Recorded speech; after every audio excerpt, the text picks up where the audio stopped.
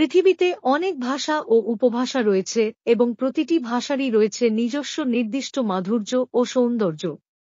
ভাষার প্রতি তাদের ভালোবাসা এবং উপলব্ধি প্রকাশ করার জন্য মানুষের বিভিন্ন উপায় রয়েছে, কিন্তু কখনো কখনো ভাষা সম্পর্কে কিছু ভুল তথ্য বা মিথ্যা ছড়ানো হয়। এমনই একটি মিথ্যা যা বহুদিন ধরেই প্রচারিত হচ্ছে, তা হল জাতিসংঘ বা ইউনেস্কো বাংলাকে বিশ্বের সবচেয়ে প্রিয় ভাষা হিসেবে ঘোষণা করেছে। এই মিথ্যা এতটাই নির্লজ্জভাবে ছড়িয়ে দেওয়া হয়েছিল যে অনেক লোক এটি বিশ্বাস করতে শুরু করেছিল। কিন্তু বাস্তবতা হল জাতিসংঘ বা ইউনেস্কো কখনোই পৃথিবীর মধুরতম ভাষা নির্বাচনের কোনো অনুষ্ঠান বা প্রতিযোগিতার আয়োজন করেনি। এটা বোঝা দরকার যে জাতিসংঘ এবং ইউনেস্কোর আদেশে ভাষার শ্রেণীবিভাগ বা কোনো মানদণ্ড অনুযায়ী তাদের মূল্যায়ন অন্তর্ভুক্ত করা হয় না।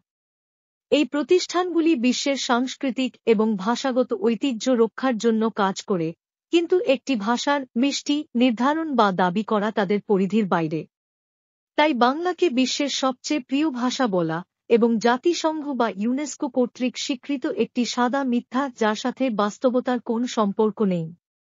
বাংলা ভাষা তার সৌন্দর্য এবং মাধুর্যের কারণে অবশ্যই অনন্য, তবে এটি কেবল একটি ব্যক্তিগত মতামত হতে পারে এবং কোনো আন্তর্জাতিক সংস্থার অনুমোদন নয়।